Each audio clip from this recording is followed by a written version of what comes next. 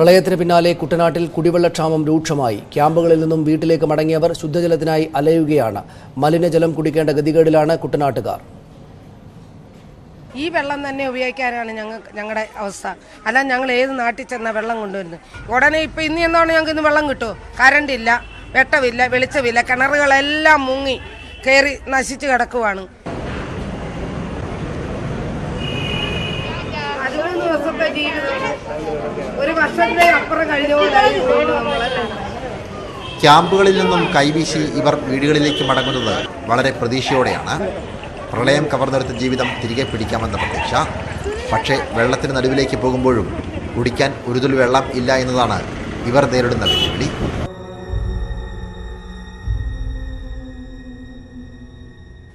മഴവെള്ളം ആശ്രയിച്ച് ജീവിക്കുകയായിരുന്നു. ടാർപോളയും വലിച്ചു കെട്ടി ആ വെള്ളം ശേഖരിച്ച് വെച്ചിരുന്നു. അത് മട വീണ് അഴുക്ക് വെള്ളം കയറി ചീത്തയായിപ്പോയി.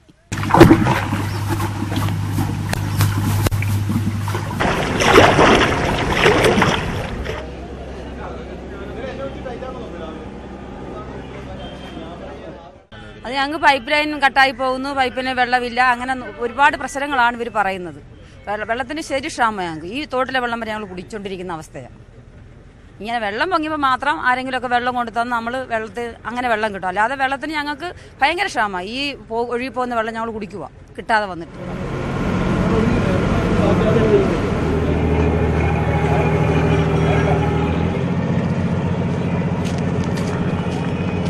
കുട്ടനാട്ടിൽ കുടിവെള്ളം എപ്പോഴത്തെ പൈപ്പ് കണ്ടോ, ഇത് വെള്ളത്തിൽ കിടക്കുക. ഇത് ശരിയായിട്ട് അവരുണ്ടാക്കുകയില്ല. ഇതുണ്ടാക്കുന്നവരെ ഉണ്ടാക്കി വെച്ച് ഒരു ഒപ്പിച്ച് അവർ പോയി കഴിഞ്ഞ് 4 ദിവസം പോലും ഞങ്ങൾക്ക് വെള്ളം കിട്ടുകയില്ല. ഇവിടെ ടാപ്പൊക്കെ ഉണ്ട്, ഞങ്ങൾക്ക് വെള്ളം കിട്ടുകയില്ല. ഒരു നാളിലും ഞങ്ങൾക്ക് വെള്ളമില്ല. ഇത്തരം പൈപ്പുകൾ ഇന്ന് ഇവിടെ നോക്കുകുത്തികൾ മാത്രമാണ്. ഒരുപാട് പ്രളയത്തെ അതിജീവിച്ച് നീന്തിക്കയറിയവരാണ് കുട്ടനാട് നിവാസികൾ. എങ്കിലും കുടിക്കാൻ ഒരു തുള്ളി വെള്ളമില്ലാത്തതിനാൽ പ്രളയത്തേക്കാൾ വലിയ പ്രതിസന്ധിയിലൂടെയാണ് ഈ ജനത കടന്നു പോകുന്നത്. കുട്ടനാട്ടിൽ നിന്നും ക്യാമറമാൻ ഷിജു ചവറയ്ക്കൊപ്പം സനോജ് സുരേന്ദ്രൻ, ന്യൂസ് 18.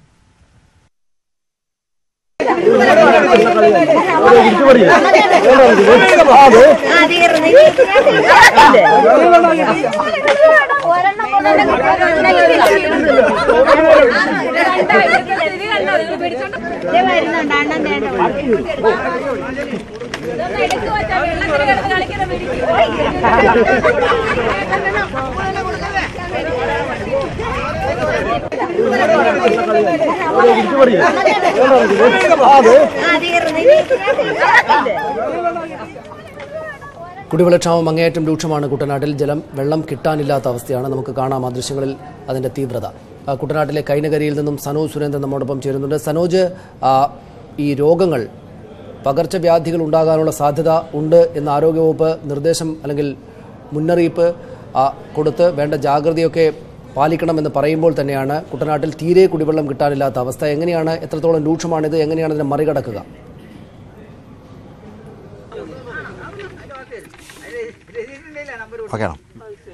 കൈനകരി പഞ്ചായത്തിലെ 3 വാർഡുകൾ സംഗമിക്കുന്ന തോട്ടുവാത്തല പാലം ഉൾപ്പെടുന്ന പ്രദേശമാണിവിടം.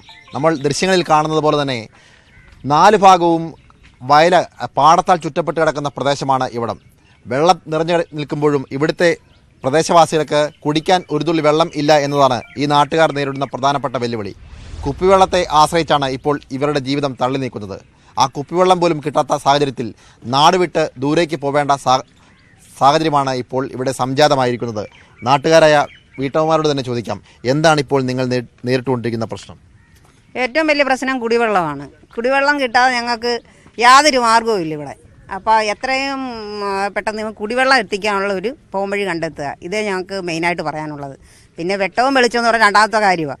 ആദ്യമേ ഞങ്ങൾക്ക് കുടിവെള്ളം കിട്ടുക എന്നുള്ളതാണ് മെയിനായിട്ടുള്ള കാര്യം. കുടിവെള്ളം ഇല്ലാത്തതുകൊണ്ട് നിങ്ങൾ എന്താണ് ബുദ്ധിമുട്ട് അനുഭവിക്കുന്നത്? എങ്ങനെയാണ് ഇപ്പോൾ കുടിവെള്ളം കിട്ടിക്കൊണ്ടിരിക്കുന്നത്? ഇപ്പം ആലപ്പുഴയിലെ വല്ല ഇവിടെ പോകുന്ന പിള്ളേരുണ്ടെങ്കിൽ അവർ നമുക്ക് സഹായിക്കുന്നുണ്ട്. ഇപ്പം ഇതേപോലെ കുപ്പിവെള്ളം കൊണ്ട് തരും, അങ്ങനെയൊക്കെ ചെയ്യുന്നില്ല. കാപ്പി വിളപ്പിക്കാനോ കഞ്ഞി വെക്കാനോ അല്ലാതെ നമുക്ക് കുളിക്കാനോ മറ്റുള്ള കാര്യങ്ങൾക്കൊന്നും ഇപ്പം സാധിക്കാത്ത കാര്യമാണ്. ഇവിടെ ദുർഗന്ധം നിറഞ്ഞ വെള്ളമാണ് കിടക്കുന്നത്. പിന്നെ പാടത്തെ പിന്നെ പച്ചകളെല്ലാം ചീഞ്ഞതും കോഴിയും താറാവും ആടും അങ്ങനെയുള്ള സകല ജന്തുക്കളും ചത്ത് ചീഞ്ഞ വെള്ളമാണ്. കൈപോലും തൊടാൻ സാധിക്കാത്ത രീതിയിലാണ് ആ വെള്ളം. ഞങ്ങൾ ഏതെങ്കിലും രീതി വിനിയോഗിക്കുകയോ അതിനകത്ത് മറ്റു കാര്യങ്ങൾ ചെയ്യുകയോ ചെയ്തു കഴിഞ്ഞാൽ അണുബാധ ഉണ്ടായുള്ള അസുഖങ്ങൾ നേരിടേണ്ടി വരുന്ന ഒരു കാലഘട്ടത്തിലേക്ക് ഞങ്ങൾ നീങ്ങേണ്ടി വരും. എന്താണ് ഇവിടുത്തെ നിങ്ങൾ ഇപ്പോൾ അനുഭവിച്ചുകൊണ്ടിരിക്കുന്ന ബുദ്ധിമുട്ട്?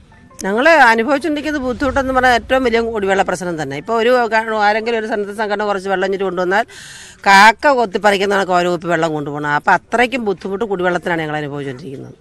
കുടിവെള്ളമാണ് മെയിനായിട്ട് ഞങ്ങൾക്ക് എത്തിച്ചേരേണ്ടത്. കാര്യം പറഞ്ഞിട്ടുണ്ട്, നമ്മൾ ഈ ക്യാമ്പ് വിട്ടിഞ്ഞിട്ട് പോകുന്നത് കുടിവെള്ളത്തിന് ബുദ്ധിമുട്ടുണ്ടാകുമെന്ന് അവർ പറഞ്ഞിരുന്നു. പക്ഷേ എങ്കിൽ പോലും നമുക്ക് 1-2 ദിവസം നമുക്ക് പിടിച്ച് നിൽക്കാം. അത് കഴിയുമ്പോൾ നമ്മൾ എന്ത് ചെയ്യും? അപ്പോൾ അതുകൊണ്ട് ഞങ്ങൾക്ക് മെയിനായിട്ടും കുടിവെള്ളം. വീട് വിട്ടു പോകേണ്ട സാഹചര്യമാണോ ഇപ്പോൾ ഉള്ളത്? ഇപ്പോൾ ഈ വെള്ളം ഇല്ലാത്തത് കൊണ്ട് ഞങ്ങൾക്ക് അങ്ങനെയാണ് ഇപ്പോൾ തോന്നുന്നത്. ഇവിടെ നിന്നിട്ട് കാര്യമില്ലെന്ന് തോന്നിപ്പോവുകയാണ്. എന്ത് ചെയ്യും? വെള്ളമാണല്ലോ നമുക്ക് ഏറ്റവും പ്രധാനം. അത് നമുക്ക് ഇല്ല. ഞങ്ങൾ ക്യാമ്പിലായിരുന്നു, പക്ഷെ ക്യാമ്പിൽ ഇവിടെ വെള്ളമെല്ലാം ഇറങ്ങി എന്നാൽ വീടൊക്കെ ഒന്ന് വൃത്തിയാക്കാമല്ലോ എന്ന് വിചാരിച്ച് വന്നതാണ്. ക്യാമ്പ് വിട്ടു പോരുകയും ചെയ്തു. ഇനിയിപ്പോൾ ഞങ്ങൾക്ക് ക്യാമ്പിലോട്ട് പോകാനും പറ്റില്ല. അത് കാരണം ഞങ്ങൾക്ക് വെള്ളമാണ് പ്രധാനം. അത് കഴിഞ്ഞിട്ടാണ് മറ്റുള്ള കാര്യങ്ങളെല്ലാം. കുട്ടനാടുകാരെ സംബന്ധിച്ച് എല്ലാവരും ക്യാമ്പിലായിരുന്നു. പക്ഷേ ഇപ്പോൾ കുറേ ആളുകൾ ക്യാമ്പിൽ നിന്നും തിരിച്ച് വീട്ടിലേക്ക് വന്നു. എന്താണ് ചേട്ടാ ഇപ്പോഴത്തെ അവസ്ഥ? ഇപ്പോഴത്തെ വെള്ളം ഈ വെള്ളത്തിൻ്റെ ബുദ്ധിമുട്ട് അവർ പറഞ്ഞ തന്നെ കാര്യം, അല്ല വേറെ പ്രത്യേകിച്ച് ഞങ്ങൾക്കൊന്നും പറയാനില്ല. മുമ്പ് നിങ്ങൾക്ക് വെള്ളം കിട്ടിയിരുന്നോ? ഇപ്പോൾ വെള്ളത്തിന് തടസ്സം എന്താണ്? ഇപ്പോൾ ഞങ്ങൾക്ക് ഈ വെള്ളപ്പൊക്കം കാരണം വെള്ളം കിട്ടുന്നില്ല. നേരത്തെ വെള്ളം കിട്ടുമായിരുന്നു, ഇപ്പോൾ ഞങ്ങൾക്ക് വെള്ളം കിട്ടുന്നില്ല. അതുകൊണ്ട് മാത്രമേ ഞങ്ങൾക്ക് ബുദ്ധിമുട്ടുള്ളൂ. എന്താണ് ചേട്ടാ ഇപ്പോഴത്തെ അവസ്ഥ? ഇപ്പോഴത്തെ അവസ്ഥ എന്ന് പറഞ്ഞാൽ നമുക്ക് കുടിവെള്ള പ്രശ്നമാണ് ഏറ്റവും രൂക്ഷമായിട്ടുള്ളത്. സാധാരണ ഞങ്ങൾ കുടിവെള്ളം അലക്കുക, കുളിക്കുക, ഇങ്ങനെയുള്ളതൊക്കെ ഈ തോടുകളിൽ നിന്നുള്ള വെള്ളത്തിലാണ് കുളിക്കുന്നത്, നനയ്ക്കുകയൊക്കെ ചെയ്യുന്നത്. ഇപ്പോൾ അത് പറ്റുകയില്ല. വെള്ളപ്പൊക്കം കഴിഞ്ഞതിന് ശേഷം ചീഞ്ഞു നാറിയ ജന്തുക്കളുടെയൊക്കെ അവശിഷ്ടങ്ങൾ ഒഴുകി വരികയും കോഴി താറാവ് ഇതൊക്കെ ചത്ത് ചീഞ്ഞ് ഈ ജലത്തിൽ കൂടി ഒഴുകി വരികയും ജലം മലിനമായി കിടക്കുകയാണ്. അതുകൊണ്ട് കുളിക്കാനോ അലക്കാനോ പോലും നിവൃത്തിയില്ലാത്ത ഒരവസ്ഥയാണ് ഇപ്പോൾ ഉള്ളത്. അപ്പോൾ അങ്ങനെയുള്ള ഈ അവസ്ഥയ്ക്ക് ശുദ്ധജലം നമുക്ക് ടാങ്ക് വഴി അടിച്ച് വിതരണം ചെയ്യണം. അതായത് ലൈൻ പൈപ്പിൽ കൂടെ മുടങ്ങാതെ വെള്ളം കിട്ടത്തക്ക ഒരു സംവിധാനം ഉണ്ടാക്കി തരണം. ഇവിടെ എത്രത്തോളം കുടുംബങ്ങളുണ്ട്? എല്ലാവരുടെ അവസ്ഥ ഇത് തന്നെയാണോ? ഇത് തന്നെയാണ്. ഇപ്പോൾ ഏകദേശം ഒരു മാസമായിട്ടുണ്ട്. ഇപ്പോൾ നമ്മൾ കൈനയിൽ ഈ തോട്ടത്തിലെ നിവാസികളെല്ലാം ഇവിടുന്ന് ക്യാമ്പിലൂടെയൊക്കെ പോകാൻ തുടങ്ങിയിട്ട് ഇപ്പോൾ ആകെയായിട്ട് സ്വന്തമായിട്ടുള്ള ഇടിഞ്ഞു പൊളിയാറായ വീടുകളും ഈ ഒരു കുപ്പി വെള്ളവും മാത്രമാണ് ഇപ്പോൾ കൈവശമുള്ളതെന്ന് പറയുന്നത്. ക്യാമ്പുണ്ടായിരുന്നു, ക്യാമ്പിൽ കുഴപ്പമില്ലായിരുന്നു. പക്ഷേ ക്യാമ്പ് വിട്ട് വന്നപ്പോൾ അതിലേറെ ദുരിതമാണ്. സ്വന്തം വീട്ടിൽ കയറാൻ പറ്റാത്തൊരവസ്ഥ. വീടിനകത്ത് മൊത്തം ചെളിയും മണ്ണും എല്ലാം നിറഞ്ഞ് അത് കഴിവ് ഉള്ള പരിപാടിയൊക്കെ ചെയ്തുകൊണ്ടിരിക്കുകയാണ്. എത്രയും പെട്ടെന്ന് ഇതിന് പെട്ടെന്ന് ഇതായിട്ട് സഹായിക്കണമെന്ന് അഭ്യർത്ഥിക്കുന്നു. എല്ലാവരും ഈ അവസ്ഥയിലൂടെയാണോ കടന്നു പോയിക്കൊണ്ടിരിക്കുന്നത്? എല്ലാവരും ഇത് ഭയങ്കര ഡേഞ്ചറായിട്ടുള്ള അവസ്ഥയാണ്. കാരണം എന്ന് വെച്ചാൽ ഇപ്പോൾ നമ്മൾ വെള്ളം കയറിയാലും ചെളിയ ഭയങ്കര ഈ സ്മെല്ലാണ് നമുക്ക് സഹിക്കാൻ വയ്യാത്തത്. അതുപോലെ നമുക്ക് പൈപ്പ് വെള്ളം ഉണ്ടെങ്കിൽ ആ പൈപ്പ് വെള്ളം കൊണ്ട് നമുക്ക് ഒന്ന് ക്ലീൻ ചെയ്യാൻ പറ്റും. ഇപ്പം പൈപ്പിനും വെള്ളമില്ല, ഒന്നും വല്ലാത്തൊരു അവസ്ഥയാണ്. ഭയങ്കര ഡേഞ്ചറായിട്ടുള്ള അവസ്ഥയാണ് ഇപ്പോൾ ഇവിടെ മൊത്തമായിട്ട്. എനിക്ക് തോന്നുന്നു ഇവിടെ ഈ ഞങ്ങളിപ്പം പൈപ്പ് കണക്ഷൻ ഞാൻ ചോദിച്ചപ്പോൾ അവർ പറയുന്നത് പൈപ്പിൻ്റെ ആ കണക്ഷൻ ആ പൈപ്പ് തള്ളിപ്പോയി. അപ്പോൾ പറഞ്ഞാൽ പൈപ്പ് എടുക്കാൻ വണ്ടി വരുന്നില്ല, വണ്ടി ആരും പോകുന്നില്ലെന്നാണ് പറയുന്നത്. ആരും വരുന്നുമില്ല. പക്ഷെ ആരെങ്കിലും വണ്ടി പോവുകയാണെങ്കിൽ ആ പൈപ്പ് എടുത്ത് പോവുകയാണെങ്കിൽ വെള്ളം ഇവിടെ തീർച്ചയായിട്ടും കിട്ടും. ഇവിടെ ഭയങ്കര ഡേഞ്ചർ അവസ്ഥ ഇവിടുത്തെ, അതുപോലുള്ള അവസ്ഥയാണ്. വെള്ളമാകെ മലിനമായി പകർച്ചവ്യാധി ഭീഷണി നേരിട്ടുകൊണ്ടിരിക്കുന്ന ഒരു സാഹചര്യത്തിലൂടെയാണ് കുട്ടനാട് കടന്നു പോകുന്നത്. ആ സാഹചര്യത്തിലാണ് കുടിവെള്ളത്തിനായി ഈ നാട്ടിലെ ജനങ്ങൾ നെട്ടോട്ടം ഓടിക്കൊണ്ടിരിക്കുന്നത്. എന്താണ് ചേച്ചി? ഞങ്ങൾക്ക് കുടിവെള്ളത്തിന്റെ പ്രശ്നമാണ്. ഇവിടെ പിന്നെ കുടിവെള്ളം ഉണ്ടെന്ന് അറിഞ്ഞുകൊണ്ടാണ് ഞങ്ങൾ ക്യാമ്പിൽ നിന്ന് പോകുന്നത് തന്നെ. അല്ലെങ്കിൽ ഞങ്ങൾ ക്യാമ്പിൽ നിന്ന് പോരത്തില്ല. ഞങ്ങൾക്ക് വെള്ളത്തിന്റെ അത്യാവശ്യം അറിയാമല്ലോ. നമുക്ക് വെള്ളമല്ലേ വേണ്ടത്. അത് വെള്ളം ഇവിടെ കിട്ടുന്നുണ്ടെന്ന് പറഞ്ഞതുകൊണ്ടാണ് ഞങ്ങൾ വന്നത് തന്നെ. പക്ഷേ ഇപ്പം 2 ദിവസം ആ വെള്ളം വന്നു, പിന്നെ വെള്ളം വന്നില്ല. എന്താണ് കാരണം? അവിടെ കണ്ട പൊട്ടിക്കിടക്കുന്നൊക്കെ പറയുന്നത്. അപ്പം അത് ശരിയാക്കണമെങ്കിൽ തന്നെ ഇപ്പോൾ ഉടനെ പറ്റുകയില്ല എന്നാണ് അവർ പറയുന്നത്. ഈ വെള്ളമില്ല, ഞങ്ങൾ വന്നിട്ട് ഇനി ഞങ്ങൾക്ക് ക്യാമ്പിലോട്ട് ചെല്ലാൻ പറ്റത്തില്ല. സർവത്ര വെള്ളം, പക്ഷെ കുടിക്കാൻ ഒരു തുള്ളി വെള്ളമില്ല. അവിടെ നോക്കി കൈ കഴുകാൻ പറ്റുമോ ഈ വെള്ളത്തിൽ? ഈ വെള്ളം കൈ നോക്കുന്നത് അവിടെ നോക്കിയേ, അത് കൈ കഴുകാൻ പറ്റുമോ? ആ വെള്ളം ഇല്ല, ഒരിക്കലും പറ്റത്തില്ല. കൈ കഴുകാൻ കക്കൂസി പോകാൻ കൊള്ളുകയില്ല. അത്തരത്തിലൊരു അവസ്ഥയായി ഇപ്പം ജനങ്ങൾക്കുള്ളതാണ്. കുടിവെള്ളം പിന്നെ കുടിക്കാനും വെള്ളം കിട്ടിയാൽ മതി നമുക്കിവിടെ. അത്യാവശ്യം ഇപ്പോൾ അതാവശ്യം. കക്കൂസി പോകാൻ പോലും പറ്റത്തില്ല. അവിടെ ഉണ്ട് കക്കൂസി പോലും പറ്റത്തില്ല. കക്കൂസി ഈ വെള്ളം വെച്ച് കഴിഞ്ഞാൽ അറിയാമല്ലോ, ഇതൊക്കെയാ അവസ്ഥ. നമ്മുടെ വെള്ളം ഈ പ്രദേശത്തെ വെള്ളം ആകെ മലിനമായിരിക്കുന്നു. മലിനമാണല്ലോ. അതെ, നിങ്ങൾ നോക്കി. ഇപ്പം ഞങ്ങൾ പ്രത്യേകിച്ച് പറഞ്ഞു, നിങ്ങളുടെ കൺമുമ്പിൽ തന്നെ കാണും. ഇത് നോക്കി, ഇതിനകത്ത് നിങ്ങൾ മണത്ത് നോക്കി, ഈ വെള്ളം ഒന്ന് മണത്ത് നോക്കി, അപ്പോൾ അറിയാൻ പറ്റുമല്ലോ. ഞങ്ങൾ പ്രത്യേകിച്ച് പറയേണ്ട കാര്യമില്ല, നിങ്ങൾക്ക് നേരിട്ട് കാണാം. നമ്മൾ പ്രത്യേകിച്ച് പറയണ്ടേ. ഇത് നോക്കി, ഈ ഞാറ്, അതായത് ഇവിടെ ഒരു 70 ദിവസം പ്രായമായ ഞാറായി ഇതിനകത്ത് ഈ പാടത്തെല്ലാം കിടക്കുന്നത്. അത് മടവണ് പോയി. അപ്പോൾ അത് കഴിഞ്ഞപ്പോഴത്തേക്ക് ഈ ഞാറകത്ത് കിടന്ന് അളിഞ്ഞിട്ട് ആ വെള്ളമാണ് ഈ പുറത്തോട്ട് വരുന്നത്, ഈ തൂമ്പ് വഴി അതൊക്കെ വരുന്നത്. ഈ മാലിന്യമായ വെള്ളത്തിൽ കഴിഞ്ഞാൽ ചൊറിച്ചിലും പോലുള്ള അസുഖങ്ങളാണ്. ഇത് നോക്കി കൈ അടിക്കുന്നുണ്ട്, ഇത് കാലൊക്കെ ചൊറിഞ്ഞ് പറ്റേ ഇത് കണ്ട ചില ചൊറിഞ്ഞ് ഇപ്പത്തേ ഇരിക്കുന്നുണ്ട്. ഇത് കണ്ട് ഈ വെള്ളത്തിലോട്ട് എൻ്റെ വീട് നമ്മുടെ ഇവിടെ ഈ വെള്ളത്തിലോട്ട് ഇറങ്ങി കഴിഞ്ഞാൽ ആമ ചെല്ല് തവള എല്ലാം ഇരിപ്പുണ്ട് ഞാൻ പേരക്കകത്ത്. ഇന്നലെ 4 ആമ എടുത്തുകൊണ്ട് കളഞ്ഞു. ഇനി പാമ്പുണ്ടോന്ന് കാര്യം ഇപ്പോൾ അവിടെ ചില അകത്തോട്ട് കയറിയിട്ടില്ല, കയറുമ്പോഴേ അത് ഞാനൊക്കെ എല്ലാവർക്കും ഇതേ ഒരു സാഹചര്യമാണോ ഇപ്പോഴുള്ളത്? എല്ലാവർക്കും ഇതേ സാഹചര്യമാണ്. ഞങ്ങൾക്ക് കൈ കഴുകാൻ പോലും വെള്ളമില്ല, കക്കൂസ പോയ ഒന്ന് ഒഴിക്കാൻ വെള്ളമില്ല. ഇത് ഇങ്ങനെ ചെയ്തു കഴിഞ്ഞാൽ വീണ്ടും പകർച്ചവ്യാധികൾ ഈ മനുഷ്യരെല്ലാം വീണ്ടും അസുഖമായിട്ട് പെടത്തേയുള്ളൂ. അതുകൊണ്ട് അതിന് വേണ്ട നടപടികൾ സർക്കാരിൻ്റെ ഭാഗത്തു നിന്നും ഞങ്ങൾക്ക് ജനങ്ങൾക്കുണ്ടാകണമെന്ന് ഞങ്ങൾ താഴ്മയായി അപേക്ഷിക്കുകയാണ്. ഇവിടുത്തെ എല്ലാ ജനങ്ങളും കഷ്ടതകളും ഞങ്ങൾ ഒത്തിരി കഷ്ടപ്പെട്ട് അവിടെ ക്യാമ്പിൽ പോയി. എനിക്കാണെങ്കിൽ ക്യാമ്പിൽ പോകാൻ പറ്റിയില്ല, കാരണം എൻ്റെ അച്ഛനും വല്യമ്മയ്ക്കും ഒക്കെ അമ്മയ്ക്കും മക്കൾക്കും ഒക്കെ കൊച്ചു കുഞ്ഞുങ്ങളാണ്. ഈ കുഞ്ഞുങ്ങളെ കൊണ്ട് ക്യാമ്പിൽ പോയി രജിസ്റ്റർ ചെയ്തെങ്കിലും ആ ക്യാമ്പിൽ നിന്ന് ഒരു വക വീണ്ടും ചെന്ന് ചോദിച്ചു ഒരു കുപ്പി വെള്ളമായിട്ട് രക്ഷപ്പെടാൻ പോയപ്പോൾ മാത്രമാണ് കിട്ടിയ, അല്ല ഒരു വക സാധനങ്ങൾ ഞങ്ങളുടെ വീട്ടിൽ കിട്ടില്ല. ഞങ്ങൾക്ക് 5-6 ലക്ഷം രൂപയുടെ നഷ്ടമുണ്ട് കൃഷിയായിട്ടും.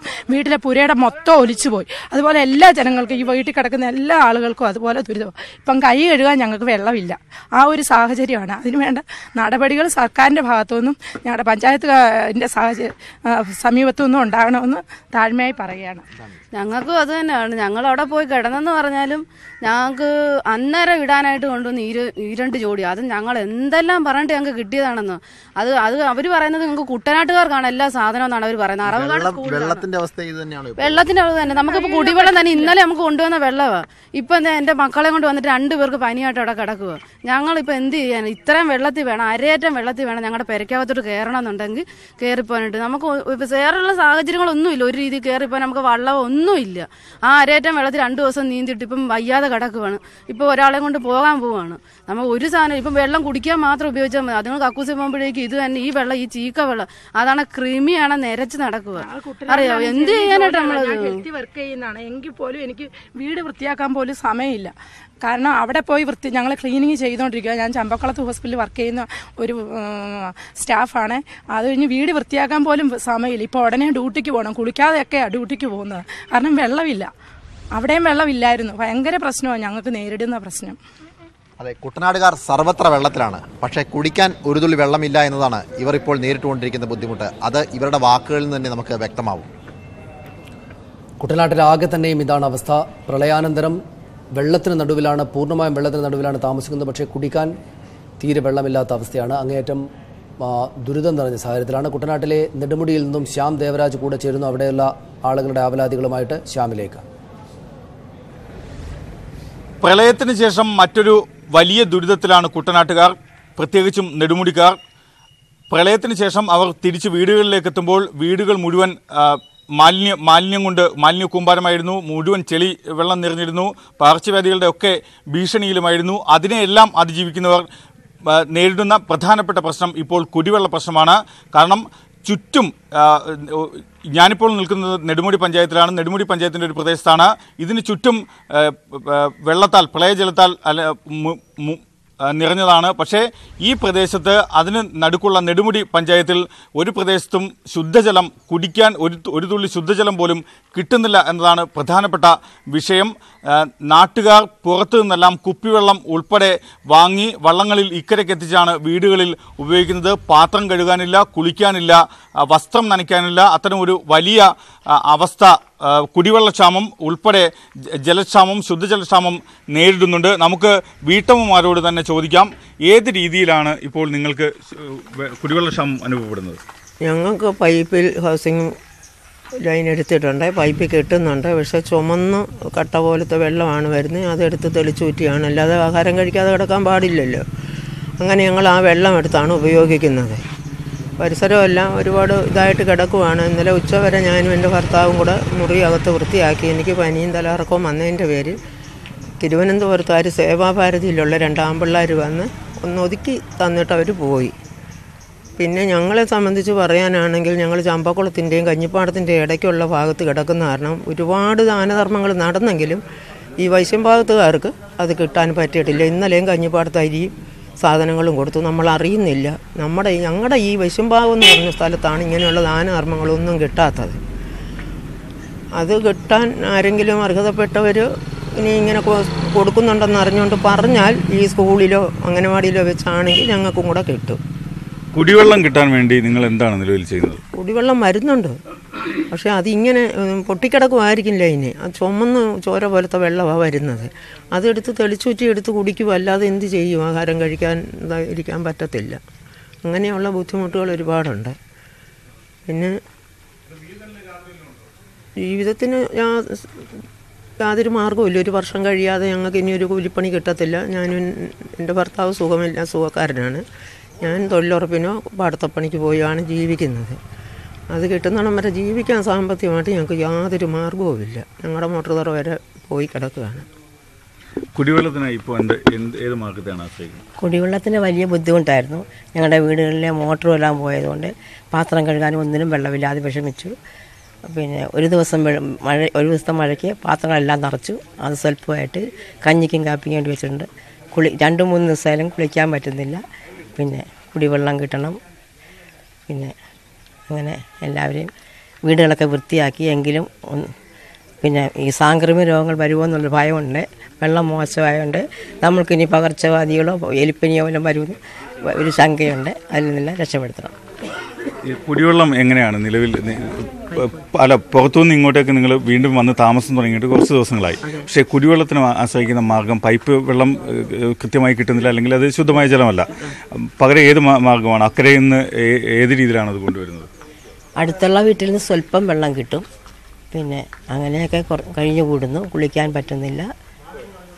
നല്ല പകർച്ചവ്യാധികൾ വരുമോയെന്ന് വലിയ ആശങ്കയുണ്ട്. അങ്ങനെ വിഷമിച്ച് കഴിയുന്നു. തീർച്ചയായും പകർച്ചവ്യാധികളുടെ ഉൾപ്പെടെ ഭീഷണിയിലാണ്. അതുകൊണ്ട് തന്നെ ഇവിടെയുള്ള ജലം, കിണറുകളിലെ ഒന്നും ജലം ഉപയോഗിക്കാൻ പറ്റാത്ത ഒരു സാഹചര്യവും കൂടിയുണ്ട്. നമുക്കിപ്പം മുൻ പഞ്ചായത്ത് പ്രസിഡന്റ് കൂടിയായ ശ്രീ മുരുകൻ പിള്ള ചേരുന്നു. ഏത് രീതിയിലാണ് നെടുമുടി ഭാഗത്തെ കുടിവെള്ള പ്രശ്നം? കുടിവെള്ളത്തെക്കുറിച്ചുള്ള സങ്കല്പം തന്നെ ഈ പ്രദേശത്ത് മാറിയിട്ടുണ്ട്. സാധാരണ കുടിവെള്ളം എന്ന് പറഞ്ഞാൽ ശുദ്ധീകരിച്ച ക്ലോറിനേറ്റ് ചെയ്ത വെള്ളമാണ് കുടിവെള്ളം ഉപയോഗിക്കുക. ഇവിടെ പറഞ്ഞ ആളുകളൊക്കെ പറയുന്നത് ലൈനിൽ കൂടി വരുന്ന കുടിവെള്ളത്തെക്കുറിച്ച് പറയുന്നുണ്ട്. അതാണ് കുടിവെള്ളം എന്നൊരു യാഥാർത്ഥ്യം, ഒരു ബോധമാണ് ഇപ്പം നമ്മുടെ നാട്ടിൽ പരന്നിട്ടുള്ളത്. ആരുടെയും കുറ്റമല്ല, അതേ കണ്ടിട്ടുള്ളൂ, വർഷങ്ങളായി അതേ കുടിച്ചിട്ടുള്ളൂ. പക്ഷേ യഥാർത്ഥത്തിൽ ചെറിയ ട്യൂബ്വെല്ലുകൾ സ്ഥാപിച്ച് ആ ട്യൂബ്വെല്ലുകളിൽ നിന്ന് പൈപ്പ് കണക്ഷൻ കൊടുത്ത് വർഷങ്ങൾ കൊണ്ട് ഈ പഞ്ചായത്തിൽ കുറേ ഭാഗങ്ങളിൽ ഇതെത്തിയിട്ടുണ്ട്. പക്ഷേ ആ വെള്ളം ശുദ്ധീകരിച്ച വെള്ളമല്ല, ഏറ്റവും കൂടുതൽ കണ്ടാമിനേറ്റഡ് ആണ്. പക്ഷേ അതാണ് ശുദ്ധജലമെന്നാണ് ഞങ്ങളുടെ ധാരണ. കാരണം വേറൊന്നും കിട്ടാനില്ല. പിന്നെ കുപ്പിക്കാതെ വരുന്ന നല്ല വെള്ളം കാണുമ്പോൾ മാത്രമാണ് നല്ല വെള്ളം വേറെ ഉണ്ടെന്നുള്ള കാര്യം നാട്ടിലുള്ളവരറിയുക. അപ്പോൾ അത് കിട്ടാനായിട്ട് 50 വർഷത്തിന് മുൻപ് ആരംഭിച്ച കുട്ടനാട് ജല വിതരണ പദ്ധതിയുണ്ട്. അത് തിരുവല്ലയിലാണ് അതിൻ്റെ ആസ്ഥാനം. അതിൻ്റെ പേരും അത് തന്നെ. പക്ഷേ അതിനകത്തൊരു അത്ഭുതം എന്ന് പറയുന്നത് ആ പദ്ധതിയിൽ നിന്ന് ഒരു കുടം വെള്ളം പോലും ഈ കുട്ടനാട്ടിൽ കിട്ടിയിട്ടില്ല. ആ പദ്ധതി പ്രവർത്തിക്കുന്നുണ്ട്. പക്ഷേ കുട്ടനാട് പദ്ധതി എന്ന് പറഞ്ഞ് ആരംഭിച്ച് അതിലെ വെള്ളമാണ് തിരുവല്ലയിലും ചങ്ങനാശ്ശേരിയിലും കുറ്റൂരും ഒക്കെയുള്ള ആൾ കുടിക്കുക. ആ വെള്ളം അങ്ങോട്ട് കൊടുത്തു. പേര് കുട്ടനാട് പദ്ധതിയാണ്. അപ്പോൾ അത് കഴിഞ്ഞ് അടുത്ത സമയത്ത് വീണ്ടും വേറൊരു പദ്ധതി വന്നു. അതിൻ്റെ പേരിൽ നീരേറ്റുപുറത്തൊരു പ്ലാന്റ് സ്ഥാപിച്ച് അത് വിതരണം ചെയ്യാനുള്ള ശ്രമങ്ങൾ ചെയ്തു. പക്ഷേ അതും വെള്ളം ഇതുവരെയെങ്കിലും എത്തിയിട്ടില്ല. അപ്പോൾ ഈ കുട്ടനാട് മൊത്തത്തിലുള്ള ഒരു ദുരവസ്ഥ, മറ്റ് സൗകര്യങ്ങളൊക്കെ ഒരുമാതിരി ആയി വന്ന് ഞങ്ങൾ പിന്നെ കുടിവെള്ളം എന്ന് പറയുന്നത് ഈ അഴുക്ക് വെള്ളമാണെന്നുള്ള ഒരു യാഥാർത്ഥ്യം ഉൾക്കൊണ്ട് ജീവിക്കുക. ആ യാഥാർത്ഥ്യം ഉൾക്കൊണ്ട് ജീവിച്ച് ഞങ്ങൾക്കിപ്പോൾ അതുമില്ല. മറ്റുള്ളതൊക്കെ ഈ വെള്ളപ്പൊക്കത്തിൽ നഷ്ടപ്പെട്ടു. ഇപ്പോൾ ഈ കുടിവെള്ളം നേരത്തെ പറഞ്ഞ പോലെ ചുമന്ന വെള്ളം, ഒരാളിവിടെ പറഞ്ഞ് 4 കളറിലുള്ള വെള്ളമാണ് ഓരോ സമയത്ത് കിട്ടുന്നത്. കാരണം അത് ആരുടെയും കുറ്റം കൊണ്ടല്ല, ശുദ്ധീകരിക്കാത്ത വെള്ളം ലൈനിൽ കൂടെ വരുന്നു. ആ ലൈനെന്ന് പറയുന്നത് താൽക്കാലികമായിട്ടുള്ള ലൈനുകളാണ്. ആ ചെറിയ ട്യൂബിൽ 10, 200, 300 കണക്ഷനാണ് ഒരു ട്യൂബിൽ നിന്ന്. അത് ചെറിയ ആഴത്തിൽ മാത്രം കുഴിച്ചിട്ടുള്ള കിണറാണ്. മറ്റേ അണ്ടർഗ്രൗണ്ട് വാട്ടർ എടുത്ത് ട്രീറ്റ് ചെയ്ത് കൊടുക്കുകയാണെങ്കിൽ അത് നല്ല കുടിവെള്ളമാണ്. അത് ഞങ്ങൾക്ക് സങ്കല്പിക്കാൻ പോലും പറ്റാത്തൊരവസ്ഥയാണ്. ഇതാണ് യാഥാർത്ഥ്യം ഇവിടുത്തെ. പ്രളയത്തിന് ശേഷമുള്ള അവസ്ഥ എന്താണ്? പ്രത്യേകിച്ചും ചുറ്റും 4 ചുറ്റും വെള്ളമാണ്, പക്ഷെ കുടിക്കാൻ വെള്ളം കുട്ടനാട്ടിലില്ല, അല്ലെങ്കിൽ നെടുമുടി പഞ്ചായത്തിലില്ല. അതിനെ ഏത് രീതിയിലാണ് മറികടക്കുന്നത്? പ്രളയത്തിന് ശേഷമുള്ള അവസ്ഥയ്ക്ക് നിലവിൽ ഉപയോഗിച്ചുകൊണ്ടിരുന്ന വെള്ളം ചൂടാക്കി ഉപയോഗിച്ചുകൊണ്ടിരുന്നു. പക്ഷേ ആ വെള്ളത്തിൻ്റെ ഇപ്പം മാലിന്യങ്ങൾ കലർന്ന് ഉപയോഗിക്കാൻ പറ്റാത്ത അവസ്ഥ. അത്യാവശ്യ കാര്യങ്ങൾക്ക് കുപ്പിവെള്ളം വാങ്ങി അല്ലെങ്കിൽ ജാറിൽ വെള്ളം വാങ്ങി അത് ഉപയോഗിക്കുന്ന ഒരു സാഹചര്യമാണ് ഇപ്പം നിലവിലുള്ളത്. കാരണം ഭക്ഷണം തയ്യാറാക്കാനായിട്ട് ആ വെള്ളം ഉപയോഗിക്കുന്നു. ബാക്കി വെള്ളങ്ങൾ ഈ പാത്രം കഴുകാനും മറ്റു കാര്യങ്ങൾക്കൊക്കെ അത് ഉപയോഗിക്കുന്നു. അപ്പോൾ ആ വെള്ളം ഉപയോഗിച്ച് പാത്രം കഴുകുമ്പോൾ അതിൽ ശേഷിക്കുന്ന അണുക്കളെ അത് ആ പാത്രത്തിൽ തന്നെ ഉണ്ടാവും. അപ്പോൾ അത് ഇങ്ങനെ വർഷങ്ങളായി ഈ വിഷം ചെന്ന് ഒരു പ്രതിരോധ ശക്തി ഉണ്ടായിട്ടുണ്ട്. പക്ഷേ ക്യാൻസർ എന്ന് പറയുന്ന രോഗം ഏറ്റവും കൂടുതൽ കേരളത്തിലുള്ളതിൽ ഏറ്റവും കൂടുതൽ കുട്ടനാട്ടിൽ, അതിൽ പ്രത്യേകിച്ച് നെടുമുടിയും കൈനേരിയും ഏറ്റവും കൂടുതൽ ക്യാൻസർ രോഗികളുള്ളത്. കാരണം ഈ വെള്ളമാണ് പ്രധാന കാരണം. അപ്പോൾ അതിന് ഒരു പോംവഴി എന്ന് വെച്ചാൽ നല്ലൊരു പദ്ധതി വന്ന് ഈ പദ്ധതിയിലൂടെ കുട്ടനാട്ടിൽ ശുദ്ധജല പ്രശ്നം ശാശ്വതമായി പരിഹരിക്കണം. പരിഹരിച്ചില്ലെങ്കിൽ ഇവിടുത്തെ ജനജീവിതം വളരെ ദുസ്സഹമാണ്. തീർച്ചയായും ഇതുതന്നെയാണ് പ്രളയാനന്തരം കുട്ടനാട്ടിലെ അവസ്ഥ. കുട്ടനാട്ടിൻ്റെ പല മേഖലകളിലെയും അവസ്ഥ. കുടിവെള്ളക്ഷാമം അതിരൂക്ഷമാണ്. ചുറ്റും ജലത്താൽ ചുറ്റപ്പെട്ട പ്രദേശം കുട്ടനാട്. എന്നാൽ ഇവിടെയുള്ള പല മേഖലകളിലും നെടുമുടിയിലും കൈനകരിയിലും ഒന്നും ശുദ്ധജലം കിട്ടാനില്ല എന്നാണ് വീട്ടമ്മമാരും ഒപ്പം ഈ നാട്ടിലെ ജനപ്രതിനിധികളായവരും ഒക്കെ നാട്ടുകാരും ഒക്കെ നമ്മളോട് പറയുകയും ചെയ്യുന്നത്. അത്രമേൽ വലിയ ശുദ്ധജല ക്ഷാമമാണ് ഈ നാട് നേരിടുന്നത്. പ്രത്യേകിച്ചും നെടുമുടി നേരിടുന്നത്, കുട്ടനാടാകെയും നേരിടുന്നത്.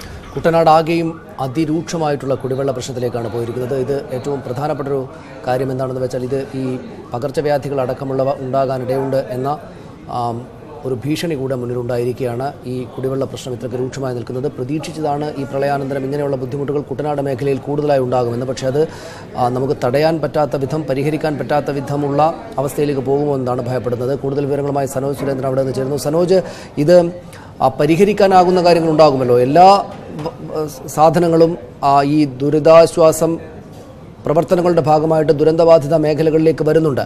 കുടിവെള്ളവും കൂടി അങ്ങനെ വിതരണം ചെയ്യപ്പെടുന്നുണ്ടെന്ന് നമ്മൾ കണ്ടു. പക്ഷേ അത് മതിയായ തോതിൽ എത്തുന്നില്ലേ? ഏത് വിധത്തിലാണ് ഇത് പരിഹരിക്കാനാവുക?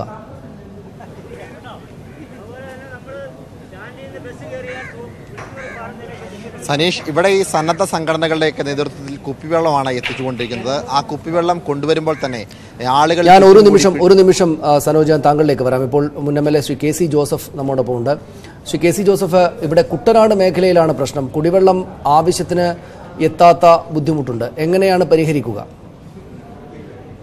അത് അടിയന്തരമായി കുട്ടനാട്ടിലെ ശുദ്ധജലക്ഷാമം. ഈ വെള്ളം സർവത്ര തുള്ളി കൊടുക്കാൻ പറയുന്ന പോലെ അവിടെ സർവത്രമായ ജലമയമാണ് കുട്ടനാട്. പക്ഷെ അത് മുഴുവൻ മലിനജലമാണ്. ഈ വളർത്തുമൃഗങ്ങളുടെ മൃതശരീരങ്ങളും അഴുക്കുകളും എല്ലാം കൊണ്ട് ആ മലിനജലത്തിലാണ് ഇന്ന് ആൾക്കാർ അവർ കഴിഞ്ഞു കൂടുന്നത്. അവർക്ക് എല്ലാം പ്രാഥമികമായ സൗകര്യങ്ങളില്ല. പ്രത്യേകമായ പദ്ധതിയില്ലെന്നാണ് ഏറ്റവും പ്രയാസമുള്ള കാര്യം. കുടിവെള്ളത്തിന്റെ കാര്യത്തിൽ അവിടെ ഒരു പരിഗണന കൊടുക്കുന്നില്ല. അതുപോലെ അവർക്ക് മടങ്ങി വീടുകളിലേക്ക് പോയാൽ ഉണ്ടാകുന്ന താമസ സൗകര്യങ്ങൾ, ഇത്തരം കാര്യങ്ങൾക്ക് വ്യക്തമായ ഒരു പ്രോഗ്രാം ഓഫ് ആക്ഷൻ ഗവൺമെന്റ് ഇതുവരെ തയ്യാറാക്കിയിട്ടില്ല. തീർച്ചയായും ഈ വീടുകളുടെ ക്ലീനിങ് നടക്കുന്നുണ്ട്. സന്നദ്ധ സംഘടനകളുടെ വലിയ പങ്കാളിത്തമുണ്ട്. കേരളത്തിന്റെ എല്ലാ ഭാഗത്തുമുള്ള ജനങ്ങളുടെ വലിയ പങ്കാളിത്തമാണ് ശുദ്ധീകരണത്തിലുള്ളത്. പക്ഷെ അത് കഴിഞ്ഞാൽ അപ്പോഴും പൂർണ്ണമാകുന്നില്ല. ഇനിയും അവിടെ വീട് ശുദ്ധീകരിച്ചാൽ മാത്രം പോരാ. അവിടെ സാനിറ്ററി സൗകര്യങ്ങൾ ഉണ്ടാകണം, കുടിവെള്ളത്തിനുള്ള കിണറുകൾ ശുചീകരിക്കണം. അത്തരം കാര്യങ്ങൾക്ക് മുൻഗണന കൊടുക്കാൻ ഇപ്പോഴും കഴിയുന്നില്ലെന്ന് വളരെയേറെ നിർഭാഗ്യകരമാണ്. അതുപോലെ തന്നെ ഇപ്പോൾ വീടുകളിലേക്ക് മടങ്ങുന്ന ആളുകൾക്ക് സ്വന്തം കിണറ്റിലെ വെള്ളം കുടിക്കാൻ പറ്റത്തില്ല, ആറ്റിലെ വെള്ളം കുടിക്കാൻ പറ്റത്തില്ല. അപ്പൊ അവർ കുടിവെള്ളം എത്തിക്കണം. ഇത്തരം കാര്യങ്ങൾക്ക് ഒരു വ്യക്തമായ ഒരു പ്രോഗ്രാം ഉണ്ടാക്കാൻ തയ്യാറായില്ലെങ്കിൽ കുട്ടനാട് വീണ്ടും ഗുരുതരമായ പ്രയാസങ്ങളിലേക്ക് പോകും. കാരണം മലിനജലം കുടിച്ച് പകർച്ചവ്യാധികളിലേക്ക് പോകേണ്ട ഒരു അവസ്ഥ കുട്ടനാട്ടിലെ സൃഷ്ടിക്കരുതെന്നാണ് എനിക്ക് പ്രത്യേകമായി ചൂണ്ടിക്കാണിക്കുന്നത്. വളരെ വളരെ നന്ദി ശ്രീ KC ജോസഫ് ഞങ്ങളോട് സംസാരിച്ചതിന്. ഗൗരവതരമായുള്ള സാഹചര്യമാണ് അവിടെ ഉണ്ടായിട്ടുള്ളത്. സനോജ് സുരേന്ദ്രൻ കൂടുതൽ വിവരങ്ങൾ നൽകും. സനോജ്, ഈ പറയുന്ന സന്നദ്ധ സംഘടനകൾ അടക്കമുള്ള ആളുകൾ കുടിവെള്ളം എത്തിക്കുന്നത് പര്യാപ്തമാകുന്നില്ലാത്ത അവസ്ഥയാണോ ഉള്ളത്?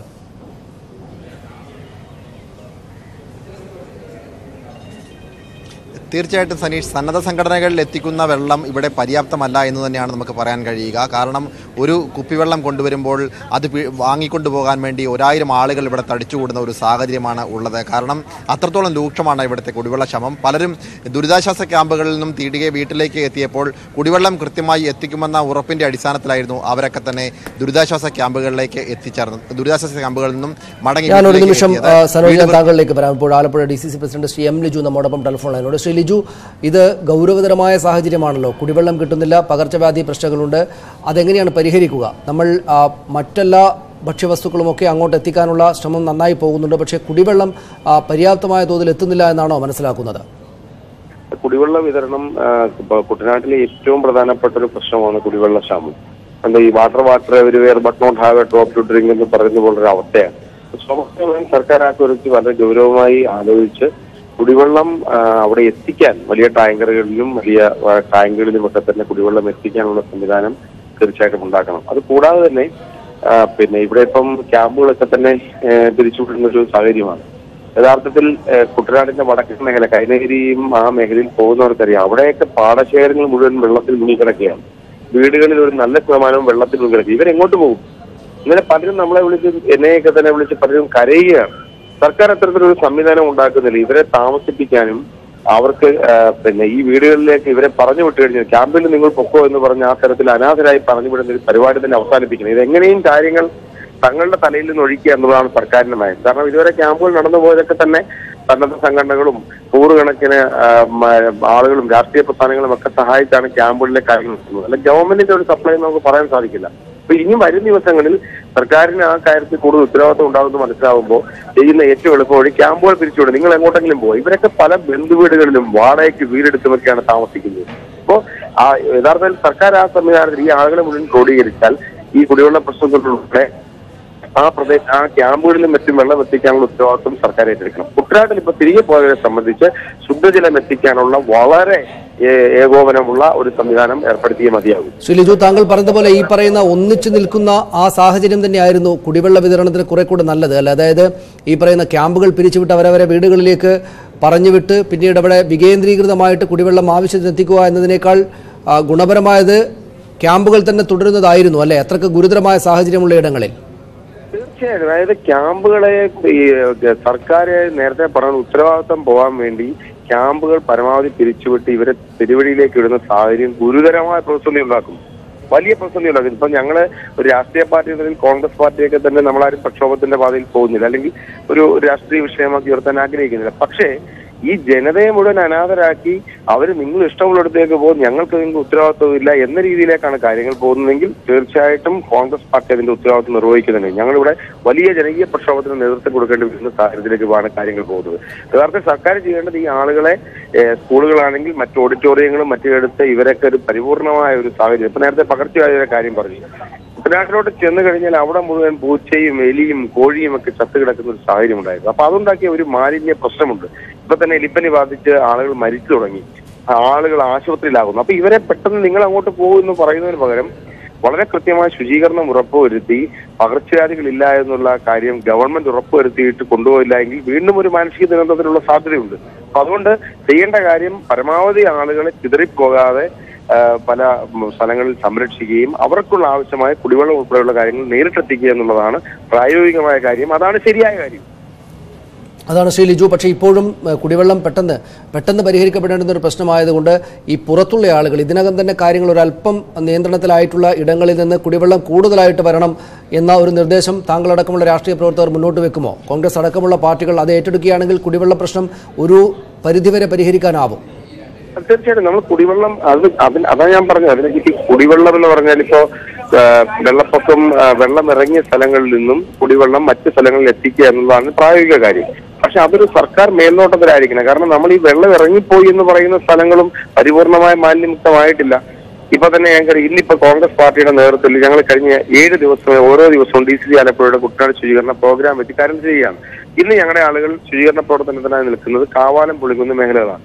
അവിടെ ചെല്ലുമ്പോൾ വെള്ളം ഇറങ്ങിയ മേഖലകളിൽ തന്നെ കിണറുകൾ ശുചീകരിച്ചിട്ടില്ല. അതാണ് ഞാൻ തിരിച്ചു വരാം ശ്രീ ലിജു താങ്കളിലേക്ക്. ഇപ്പോൾ മന്ത്രി ശ്രീ പി തിലോത്തമൻ നമ്മോടൊപ്പം ടെലിഫോൺ ലൈനുണ്ട്. ശ്രീ തിലോത്തമൻ, ശ്രീ ലിജു അടക്കമുള്ള രാഷ്ട്രീയ പ്രവർത്തകർ ചൂണ്ടിക്കാണിക്കുന്നുണ്ട്. ഞങ്ങളുടെ മാധ്യമപ്രവർത്തകർ അവിടങ്ങളിൽ ചെന്നപ്പോൾ കുട്ടനാട് മേഖലയിൽ വളരെ രൂക്ഷമായിട്ടുള്ള കുടിവെള്ള പ്രശ്നമാണുള്ളത്. എങ്ങനെയാണ് പരിഹരിക്കാനാവുക അത്? അല്ല, ഈ വിഷയം ഞങ്ങൾ നേരത്തെ ചർച്ച ചെയ്തിരുന്നു. കുട്ടനാട്ടിലെ ഈ പ്രത്യേക സാഹചര്യത്തിൽ കുടിവെള്ളം എത്തിക്കാൻ കഴിയുക 2-3 രൂപത്തിലാണ്. അതിൽ ഏറ്റവും പ്രധാനം വാഹനത്തിൽ കുടിവെള്ളം എത്തിക്കണമെന്ന് തന്നെയാണ്. സാധാരണഗതിയിൽ വാഹനത്തിൽ കുടിവെള്ളം എത്തിച്ചുകൊണ്ടിരുന്നത് നമ്മുടെ റവന്യൂ ഡിപ്പാർട്ട്മെന്റാണ്. റവന്യൂ ഡിപ്പാർട്ട്മെന്റ് ചെയ്യണം. എന്നാൽ അതിന്റെ വിതരണത്തിന്റെ ഉത്തരവാദിത്വം ഏറ്റെടുക്കേണ്ട ചുമതല പഞ്ചായത്തുകൾക്കാണ്. അപ്പൊ റവന്യൂ ഡിപ്പാർട്ട്മെന്റും പഞ്ചായത്തുകളും ചേർന്ന് ആവശ്യമായ കുടിവെള്ളം പ്രയാസം നേരിടുന്ന സ്ഥലങ്ങളിൽ വിതരണം ചെയ്യണമെന്നാണ് ഞങ്ങൾ അറിയിച്ചിരുന്നത്. ആ കാര്യങ്ങൾ തീർച്ചയായിട്ടും നടക്കുന്നുണ്ടെന്നാണ് ഞാൻ കരുതുന്നത്. അവിടെ പക്ഷേ ശ്രീ തിലോത്തമൻ, അവിടെ അത് നേരിട്ട് ആളുകളിലേക്ക് ആ ബുദ്ധിമുട്ട് പരിഹരിക്കാവുന്ന വിധത്തിൽ എത്തിയിട്ടില്ല എന്നാണ്. അതായത് താങ്കൾക്കറിയാവുന്നതാണ്, സർക്കാരിന് അറിയാവുന്നതാണ്, ഈ പറയുന്ന അവിടുത്തെ കുടിവെള്ള സ്രോതസ്സുകളെല്ലാം, കിണറുകളാകെ തന്നെയും പൂർണ്ണമായി മലിനമായിട്ടുണ്ട്. പിന്നെ ആ മേഖല പണ്ട് തന്നെ മുമ്പ് തന്നെ കുടിവെള്ളത്തിന് ക്ഷാമം അനുഭവിക്കുന്ന സ്ഥലമാണ്. അത് ശ്രീ ലിജുവിനെ പോലുള്ള ആളുകൾ ചൂണ്ടിക്കാണിക്കുന്ന ഒരു നിർദ്ദേശം, അവർ മുന്നോട്ട് വെക്കുന്ന ഒരു നിർദ്ദേശം, ഈ പെട്ടെന്ന് സർക്കാർ ഈ ഭാരമൊഴിപ്പിക്കുക എന്ന തലക്ക് ആളുകളെ അവിടെ നിന്ന് മാറ്റിക്കളഞ്ഞു. അതായത് ദുരിതാശ്വാസ ക്യാമ്പുകൾ പിരിച്ചുവിട്ട് വീടുകളിലേക്ക് വിട്ടു. ക്യാമ്പുകൾ തന്നെ തുടരുകയാണ് ആയിരുന്നുവെങ്കിൽ കുടിവെള്ളം കേന്ദ്രീകൃതമായിട്ട് അവിടേക്ക് എത്തിക്കാവുന്ന ഒരു സാഹചര്യമെങ്കിലും ഉണ്ടായിരുന്നേനെ എന്ന കാര്യം അവർ പറയുന്നുണ്ട്. അത് ക്യാമ്പുകളിലേക്ക് തിരിച്ചു വിളിക്കുക പോലുള്ള കാര്യങ്ങളിലേക്ക് പോകേണ്ടി വരുമോ സർക്കാരിന്? ഇല്ല, ക്യാമ്പുകളിൽ നമുക്ക് ചില പ്രായോഗിക പ്രശ്നങ്ങൾ ഉണ്ടായിരുന്നില്ല. ഇപ്പൊ സ്കൂളുകളും കോളേജുകളും എത്രയോ ദിവസമാണ് അധ്യയനം നഷ്ടപ്പെട്ടത്. അതുകൊണ്ട് നമ്മൾ ക്ലീനിങ് നടത്തി വീടുകളിലേക്ക് പോകാവുന്ന സ്ഥലങ്ങളിലേക്ക് അവർ പോകണമെന്നും, അല്ലാത്ത സ്ഥലങ്ങളിൽ വീടുകളിൽ പോയി താമസിക്കാൻ കഴിയാത്ത സ്ഥലങ്ങളിലെ ആളുകൾക്ക് മറ്റ് പൊതുസ്ഥലങ്ങൾ കണ്ടെത്തി ക്യാമ്പ് ഓർഗനൈസ് ചെയ്യണമെന്നാണ് ഞങ്ങൾ നിശ്ചയിച്ചത്. അതനുസരിച്ചുള്ള തന്നെ പഞ്ചായത്ത് കേന്ദ്രങ്ങളിലെ ക്ലീനിങ് നടക്കുമ്പോൾ ആദ്യം നമ്മൾ ക്ലീൻ ചെയ്യുന്നത് പൊതുസ്ഥലങ്ങളായിരുന്നു, കുട്ടനാട്ട് സ്കൂളുകളായിരുന്നു. അതുകൊണ്ട് കുറെ അധികം പൊതുസ്ഥലങ്ങൾ നമുക്ക് അങ്ങനെ ക്യാമ്പുകളായിട്ട് വിനിയോഗിക്കാൻ സാധിക്കും. ആലപ്പുഴ പട്ടണത്തിൽ തന്നെ അത്തരം ക്യാമ്പുകൾ നമ്മൾ എടുത്ത് ക്യാമ്പുകളായി തന്നെ നടത്തണം, ഇങ്ങനെ പോകാൻ നിർത്തിയില്ലാത്തവർക്ക് അത് നിശ്ചയിച്ചിരുന്നത്. എന്നാൽ മറ്റുള്ളവർക്കെല്ലാം കുടിവെള്ളം എത്തിക്കാൻ കഴിയുന്നത് നമുക്ക് വാഹനത്തിൽ കുടിവെള്ളം അവിടെ കൊണ്ടെത്തിച്ചു കൊടുക്കാനാണ്. അങ്ങനെ ആ പ്രവർത്തനം നടക്കുന്നു എന്നാണ് ഞാൻ മനസ്സിലാക്കുന്നത്. അല്ലെങ്കിൽ ഏതെങ്കിലും പോരായ്മ ഉണ്ടായി തീർച്ചയായിട്ടും പരിശോധിക്കും, അനാവശ്യമായ കാര്യങ്ങൾ ചെയ്യുകയും ചെയ്യും. വളരെ നന്ദി ശ്രീ തിലോത്തമൻ, താങ്കൾ ഞങ്ങളോട് പ്രതികരിച്ചതിന്, അക്കാര്യങ്ങളിൽ കൂടുതൽ ശ്രദ്ധ കൊടുക്കുമെന്ന് പറഞ്ഞതിന്. കുടിവെള്ള ക്ഷാമത്തിൻ്റെ കാര്യത്തിൽ കുട്ടനാട് സമാനതകളില്ലാത്ത കാലത്തിലാണിപ്പോഴുള്ളത്. ഒന്ന്, ഈ പ്രളയം കഴിഞ്ഞു വന്ന പ്രളയം അവർക്ക് പരിചിതമാണ്, കുടിവെള്ള ക്ഷാമവും പരിചിതമാണ്. പക്ഷേ അത് ഈ നിലക്ക് ആകുന്ന ഒരു സാഹചര്യം ഒരിക്കലും മുമ്പുണ്ടായിട്ടില്ല. അത് മാത്രവുമല്ല, ഈ പ്രളയാനന്തരം വരാവുന്ന പകർച്ചവ്യാധി ഭീഷണി അവിടെ നിലനിൽക്കുന്നുണ്ട് എന്നതും വലിയ പ്രശ്നങ്ങളിലേക്കാണ് കാര്യങ്ങളെ കൊണ്ടുപോകുന്നത്. ആ ഭാഗത്ത് എല്ലായിടത്തും കുടിവെള്ളം ആകാവുന്നിടങ്ങളിൽ നിന്നെല്ലാം എത്തിക്കുന്നുണ്ട്, പക്ഷേ മതിയായത്ര എത്തുന്നില്ല എന്നതാണ് അവിടെയുള്ള പ്രശ്നം. സനോജ് സുരേന്ദ്രൻ കൂടുതൽ വിവരങ്ങൾ നൽകും. സനോജ്, സർക്കാർ സംവിധാനങ്ങൾ വേണ്ടത് ചെയ്യാമെന്ന ഉറപ്പ് സ്വാഭാവികമായിട്ട് നൽകിയിട്ടുണ്ട്. കുട്ടനാട്ടിലേതടക്കമുള്ള സവിശേഷമായ സാഹചര്യത്തെക്കുറിച്ച് അറിയാവുന്ന ആളുകളാണ് അവിടെയുള്ള രാഷ്ട്രീയ പ്രവർത്തകരും ജനപ്രതിനിധികളുമെല്ലാം. ഈ പറയുന്ന സന്നദ്ധ സംഘടനകൾ വെള്ളം എത്തിക്കാൻ പരമാവധി ശ്രമിക്കുന്നുമുണ്ടാകും. പക്ഷേ ഇതുകൊണ്ടൊന്നും പരിഹരിക്കാനാകാത്ത അത്രയ്ക്ക് ക്ഷാമമുണ്ട് അവിടെ എന്നാണോ മനസ്സിലാക്കേണ്ടത്? അതെങ്ങനെയാണ് അതിദ്രുതം അത് പരിഹരിക്കാനാവുക?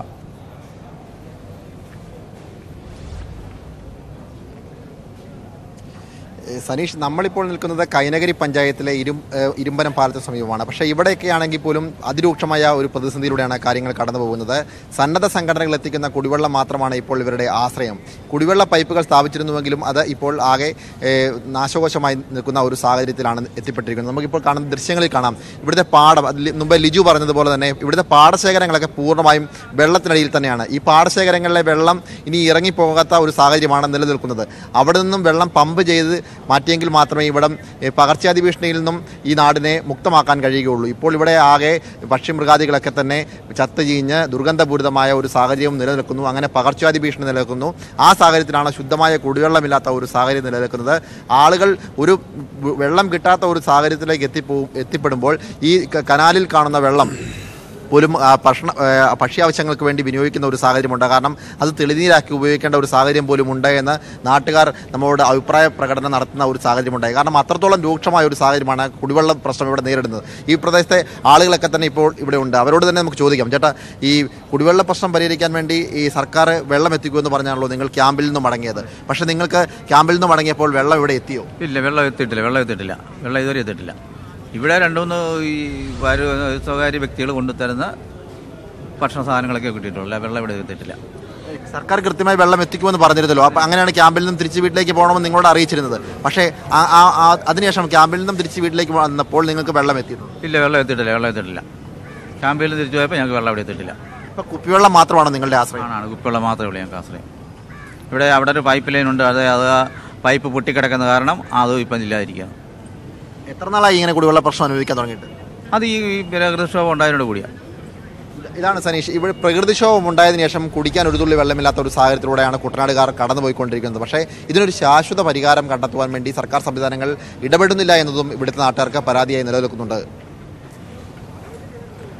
നന്ദി സനോജ്. വിവരങ്ങൾക്ക്. കുട്ടനാട്ടിലാകെ കുടിവെള്ളക്ഷാമമാണ്. അതിരൂക്ഷമായ കുടിവെള്ളക്ഷാമത്തിലേക്ക് കാര്യങ്ങൾ പോകുന്നു. ഇപ്പോൾ ഏതാണ്ട് അത്രയ്ക്ക് രൂക്ഷമായിട്ട് എത്തിയിട്ടില്ലെങ്കിലും മലിനജലം കുടിക്കേണ്ടുന്നൊരവസ്ഥയിലാണ് ഇപ്പോൾ നാട്ടുകാരുള്ളത്. കുടിക്കാനുള്ള വെള്ളം പോലും പര്യാപ്തമായ തോതിൽ, മതിയായ തോതിൽ എത്താത്ത സാഹചര്യമാണ് കുട്ടനാട്ടിലുള്ളത്.